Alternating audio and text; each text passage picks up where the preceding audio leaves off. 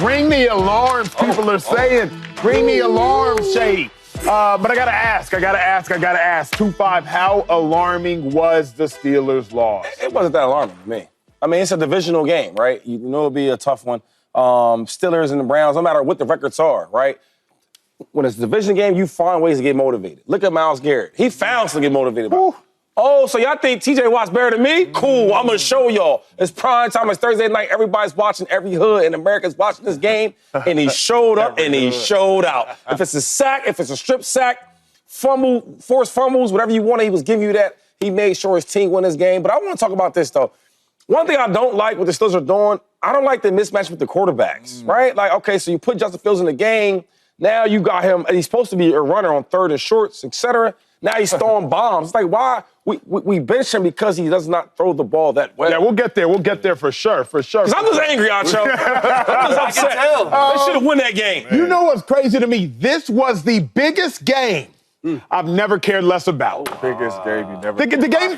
I'm being honest with y'all viewers at home. 39 years of NFL experience sitting at this desk. Few people watching that game have ever played in a game like that. Shady McCoy obviously had. I was on the field as a special teams player that day. When you watch the film of this game, you don't. As a defense, you just throw the film out because.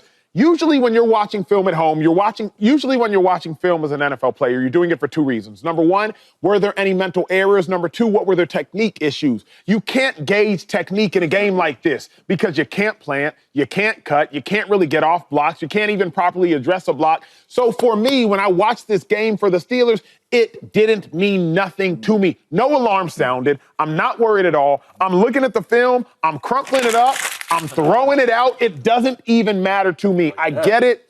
Everybody was on the same field at the same time. I don't even care at all about this. I just don't understand why everybody's so surprised. I think when a good team loses, oh my God, to a bad team, it's like, why do they lose? This and the third. But it's the NFL. It's a divisional game. I didn't expect the Steelers to go and beat everybody in the division, sweep every team, and not lose another game. Yeah. They're 8-3. You know what's funny?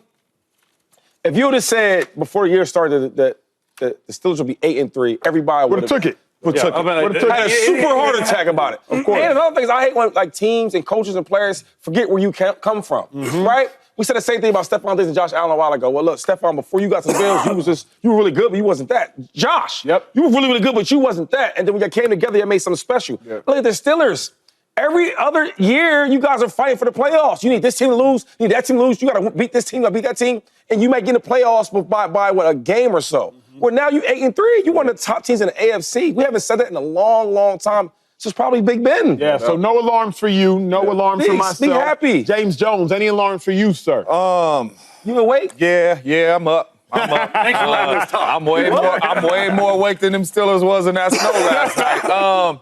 It's alarming, and it's not alarming that they're not a good football team or they can't still reach their goals because I still believe the Pittsburgh Steelers is a really good football team. They can compete with any of them in the AFC. Division game in the snow, understand all that. But it's alarming because everything that we know the Steelers are not good at showed up. Right? You're taking the football out of the quarterback's hands. You're not scoring a lot of points on offense, right? That's one thing that we were worried about the Pittsburgh Steelers, right? Offensively, right, can they score to help their defense out? Well, last night they struggled to score, especially early in that football game.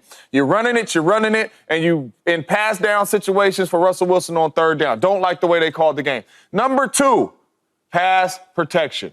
When you do turn on the tape in the snow, in the rain, in the domes, on the turf, on the grass, it does not matter. They cannot protect the quarterback. That showed up last night. I don't know if you know, but if you get in the playoffs, it's going to be a lot of good pass rushing. Yes, it is. It's going to be some teams that's bringing a lot of different blitzes and all that to get after the quarterback. So for me, that's alarming because that stuff showed up. In a must-win game, really, and against a team that had 2 wins in a game that you're supposed to win before the season, and we know we're not going to win all the games. Of course. But before the season, in Green Bay, we always said it's 2 things that we do.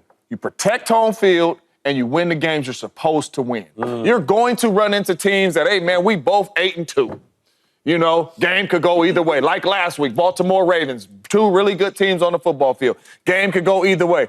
But these games that you're supposed to win, a wounded Cleveland Browns team, trading players away, And you are on a 4-game winning streak playing really good football, just dominated Lamar Jackson and the Ravens, and you come in and lay an egg. It's alarming because of that and because of how it happened, because those are the things that you struggle with and that we knew you would struggle with in training camp, showing up in week 10. That's well said. In the pre-show meeting, I said it wasn't alarming. But the more... You know what I'm saying? I'm going to wake you up. You woke me up. The more I think about it, it's pretty alarming. And I don't know how you can't say it's not alarming because it's the Cleveland Browns. Like, I know the Ravens, it's the Cleveland Browns. Tomlin was 2-8 on the road on Thursday Night Football. Now he's 2-9 in his career. Okay. That's alarming to me. Like, you know, after 2-8, you got to do something different. They didn't do anything different. It snapped their 5-game win streak. It gave Russ his first loss. Your defense had 3 takeaways. You couldn't score enough points. You have given up 15 sacks, to James's point, in the last 4 games. Second most in the NFL over that time. Yeah. There are issues, and we said up here yesterday, there are issues that are starting to creep its ugly head up. And you can kiss the 1 seed goodbye. Yeah, that's that's the one thing, because we were talking up here, and we still are. I still put you in this, but like it's the Chiefs, it's the Bills, it's the Steelers. Well, now it's the Chiefs, Bills, Steelers, Chargers, Ravens. It just opened up their division for the Ravens. They're only 1 game back. But when you look at it, you try to go through home field. So this loss is alarming. Like, you got 10 days to get it right and get it moving in the right direction. And I get it. Shady even said, like, you got to stay away from this game because it's a short week. But like, you came back and showed me you could win the game. But then that last sequence of like 5 minutes in the fourth quarter was wild to me, and just some big mistakes and big moments of this game. But here's the thing, 2-5, like, here's why I'm not alarmed at all. And viewers, what I love about this show, 39 years of NFL experience, y'all watched the snow game. We've played in snow games. We showed y'all at the top of the show. Steelers defense, Shady, it did not look like it needed to look, but it was conditional based. Can we all agree Minkah Fitzpatrick's one of the top safeties in football? Yes. We can all agree on that, right? Okay, let me show you what happened that will never, in my mind, happen again at all next time you see it. Colvin, let's bring it up, please. They're in cover 1 robber right here. Man. Right now, the robber, which is why you call it 1 robber, is this individual. He is going to do what we call rob any in-breaking route. So any in-breaking route, that player, Minkah Fitzpatrick is this individual right here. He is going to rob that. Let me put it back in red so you can see it. This individual is an all-pro caliber safety. He is going to rob Jerry Jeudy. Jerry Jeudy is going to be right here at the bottom of the screen, going to run an over route. What you see Minkah Fitzpatrick do here, you will never see him do again. James, he's flat-footed. Right now, this route by Jerry Jeudy, it should be dead. Yeah. But because of the snow, Minkah Fitzpatrick, an all-pro who saw it coming from a distance, he quite literally couldn't even move. Like, he couldn't even get out of his break. And Jerry Jeudy on a 3rd and 6 with the perfect defensive play call picks up a 15-yard gain. 2 plays later, the Cleveland Browns score.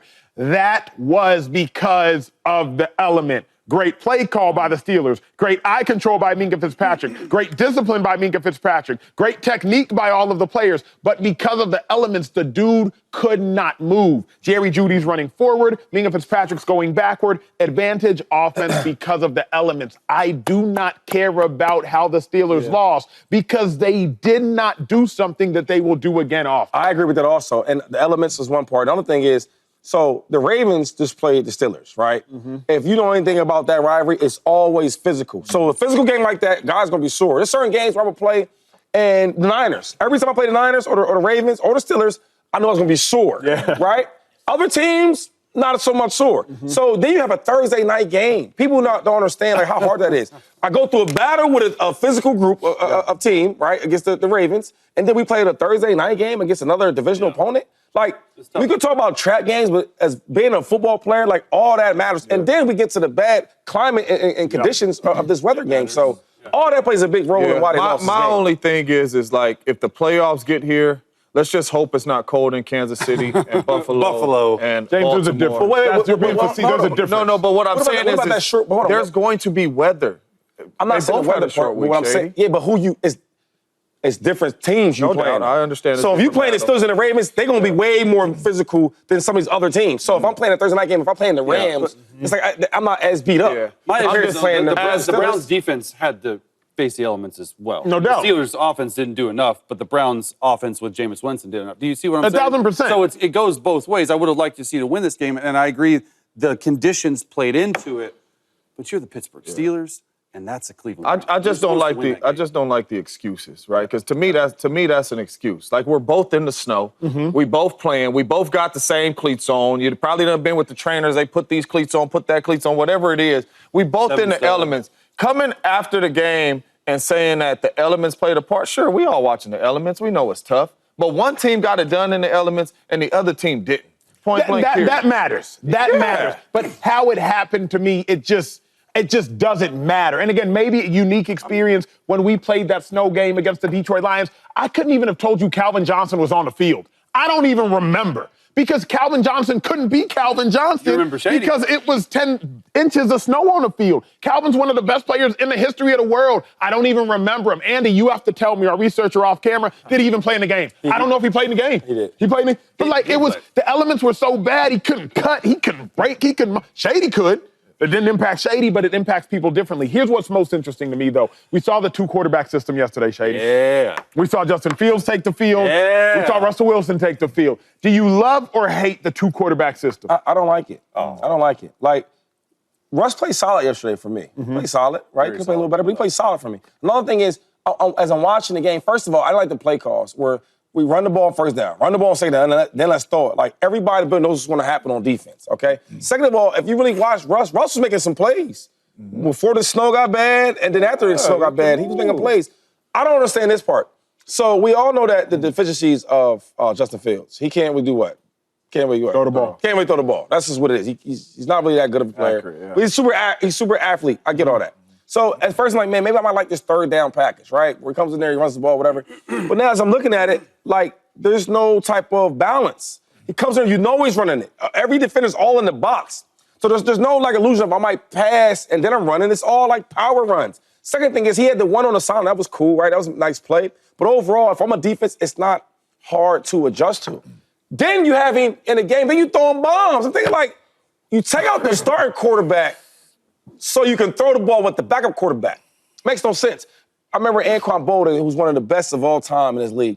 I had a chance to play with him with the Bills. He only had, like, a camp. Yeah. And I remember we were in the meeting, and they were, like, doing all these different, like, formations. And he stood up, he said, Coach, explain to the offense why you are taking out the best offense player we have, or our best runner, LeSean, to run the ball with a wide receiver. And then in the other package, why would we bring in, we take out our wide receivers to throw the ball?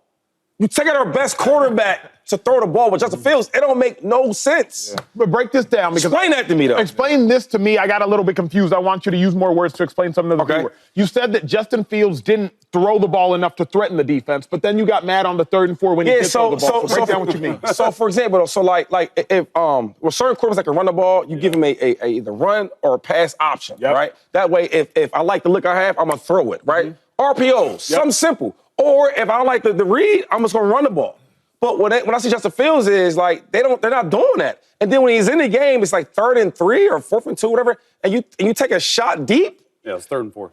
The best passer, I feel like, for the Steelers is Russ. We all know that. And then the best deep ball passer in this league is Russ. Yeah. So my thing, if you're going to throw the ball deep, use Russ. Keep him in the game. But if you're going to do this, like, RPO game, to give the run option or the pass option, then you can use Justin, but they're not doing that. James, you were passionate yesterday during the show. You said you don't want to see Justin Fields on the field. You said that during yesterday's show. Did you love or hate seeing it after you saw it? I hate it, right? And the main reason why I hate it is because the best quarterback on the football team is Russell Wilson. We know that, right? We've seen that. That's the best. He gives you the best chance to win. Come on. Jared Goff don't come off the field on 4th downs, man. And they go for it a lot. They got 2 good running backs like the Steelers do. They have good wide receivers, and you put the ball in the quarterback's hands. Matthew Stafford don't come off the field. There's a lot of gadget players in this league. The Niners have a lot of them. Have we seen Deebo Samuel at quarterback? No. Brock Purdy's on the dang field, and we have 4th down plays. I don't understand why you are putting Justin Fields in the game. I don't care if it's to run the read option, none of that. Leave Russ in the game and have some 4th down plays that you like with Russell Wilson. And then, like Shady said, man, it's 3rd down, man, and you throwing a bomb. Defenses is not just, you're not just going to come out here and trick defenses. Justin Fields started a lot of games for the Pittsburgh Steelers this season. He threw and ran the ball. So they have a game plan. Hey, when he come in the game, these is the plays he's going to do. Leave Russell Wilson in the game, man. I absolutely hate it. You know they always say if you got two, you ain't got one. Leave the one in there. Yeah. He gives you the best chance. He was on a 5-game winning streak. Leave him in the football game. I do not understand it. He's going to make the right throws, whether the play is made or not, and he's showing you that he can move outside the pocket and make some plays with his legs. It's crazy, and I absolutely hate it because I played with a lot of good quarterbacks, and they never came off the field on third down on fourth down for no gadget dudes. Chase, you played with the quarterback, most notably Drew Brees, and he often came off the field on third and fourth down for a gadget dude and Taysom Hill. Yeah. And James, I see you shaking your head. Shady, obviously, at first you disagreed. And there's two trains of thought. James, you played with the Hall of Fame quarterback, 2 of them. Shady, you played with 2 of them. Chase, you played with 1 of them. So everybody up here has played with different Hall of Fame quarterbacks. Nobody's experience is of greater value than the other person. Chase, the Hall of Fame quarterback you played with came off the field. Yeah. The other 4 Hall of Fame quarterbacks that y'all 2 collectively played with never came off the field. Tom Brady, Patrick Mahomes, Brett Favre, Aaron Rodgers. Why are you so vehemently against it, 2-5? You've seen it work for some. You've seen it not work for you. Like, do you at least see why are you so against it? I think because Russ is playing well right now, right? And I like to keep the vibe and energy good on the field. When you bring a new quarterback, I mean, it's like a new adjustment. Okay, what are we doing here? And another thing is, like, are we really fooling the defense? Because you showed some nice plays there. What about the ones that didn't work? You know what I'm saying? Like, are we really fooling the defense here? I think the problem with the play call last night, I didn't like is because they run the ball first down, run the ball second down, and then let Russ just find a way to convert on third down. No. Let him, if he wants, throw the ball on first down. Like, let Russ play. I think the last 2 weeks, they've been so conservative. And I think the offense is playing well the way Russ is doing it. He's 5-0 right now as a starter. Like, let him cook. Let him do his thing. You bring in the backup dude to do all these little gadget tricks. Like, we don't need all that. I think it just adds a dimension to their offense that a lot of teams are looking for, an elite runner at the quarterback position when you can gain numbers in the box like I was showing. I don't want it to be a lot. 7 to 8 plays a game. Like, you look at how effective it's been with Taysom Hill. I agree, like with Russ, if it affected him mentally, I wouldn't say do it. If it affected him physically, I wouldn't say do it. It didn't do any of those in the elements on the road last night. It did not affect Russ at all. Russ played really well. And they were switching it up, making the defense get different looks, and getting the defense in Can I ask you one question real quick before we go? Has the last 2 weeks they've tried to work this thing out? Has it worked? Yeah, I mean, I would say it has. I would say last week he played like 3 snaps. So that for me, 7 snaps is not a lot to take your quarterback off the field. So a lot of them been third downs. A 30-yard run for me is worth it. But I'm saying out of all the attempts, I don't know the attempts, so you can probably ask Andy to get it, but all the attempts worked a lot. It hasn't worked a lot. It's subjective, right? Because I'm curious for y'all. Net positive or net negative? To Shady's point, there was a 4th and 2, Justin Fields keeper. It was a misdirection counter. Stopped. There was a 3rd and 4, go ball, incomplete. But there was a 30-yard run. It worked. Obviously, so has it worked is a subjective question. Viewer at home, you have to decide for yourself as well. My only thing in this situation is Taysom Hill, heck of a football player. He played tight end, he played running back, he played coach, he played receiver. he do it all. I understand that. But you can't sit here and tell me that the rate of having Drew Brees in there wouldn't be the same rate of having Taysom Hill in there if you're running the plays for Drew Brees. You understand what I'm saying? Drew Brees is a Hall of Fame player. So if it's 4th and 2 and you have Drew Brees plays, I promise you Drew Brees is going to make those plays a lot. If you have Taysom Hill's plays, he might make those plays too. But I'm saying, why do you have to take the quarterback off the field when this dude gives us the best chance to win? That is my only thing. Russ gives us the best chance to win. That is why you don't see a lot of these elite quarterbacks coming off of the football field, because they give you the best chance to win. Don't you think about matchups, James Jones, right? Like Steph Curry always gives you the best chance to win. But if you need to get a stop, right, and there's 13 seconds left, a defender might give you a better chance to win. But he don't give you the best chance to win on defense. So the point is, Russell Wilson gives you the best chance to win. Right. But on 3rd and 2, no, not even 3rd and 2. Let's go back to not yesterday's game, the game before that, when the Steelers needed to seal the game. Yeah. Justin Fields, they run the ball with him. He slides right before the first down. Right. Justin Fields, in that specific scenario, just like in a specific scenario with the Warriors, Justin Fields might give you a better chance to win that specific scenario. But he didn't convert that, though. What up, YouTube family? Welcome to the facility. Thanks for watching, and you better be sure to hit that subscribe button if you want to get more highlights from the show and all of our exclusive content.